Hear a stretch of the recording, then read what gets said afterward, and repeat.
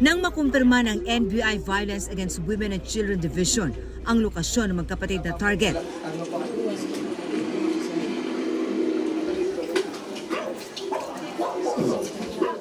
Agad na sinugod ang lugar na ito sa Concepcion, Tarlac. Huli ang dalawang ina na sangkot umano sa online child sex exploitation. Nasagip ang 10 bata na kanilang mga anak at mga pamangkin, kabilang ang 3 buwang gulang na sanggol. Sila pa ang nagko-contact. Merong yung dark web na sinasabi. Doon sila nakakapag-usap doon sa mga clientele nila sa foreign countries.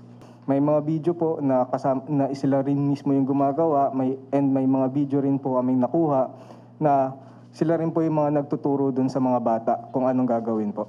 Natunton ang dalawa matapos magsagawa ng follow-up operation ng NBI sa nauna nilang operasyon noong Abril kung saan isang Swedish national ang nahuli. Bumiyahe talaga dito itong Swedish para mag-exploit ng mga bata. And itong mga dalawang Filipina na to ay ang kausap niya. Sa impormasyon ng NBI, depende raw sa mga hinihingi ng banyaga ang mga ipinapagawa sa mga biktima na siyang basihan ng bayad sa kanila. Nasa 200 hanggang 4,000 pesos daw ang ibinabayad sa kanila.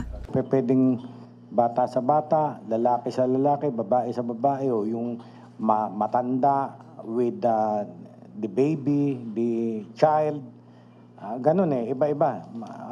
Talagang hindi natin masikmura, ika nga. Depende po dun sa video po na pinapadala or tapos sabay minsan po kapag nagbibigay sila ng live show, dun po medyo mas tumataas po yung binibigay.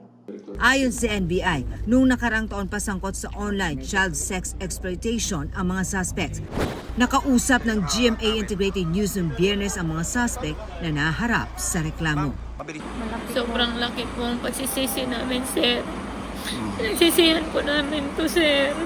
Hindi na po mauulit to, sir. Nasa pangangalaga naman ng DSWD ang mga bata.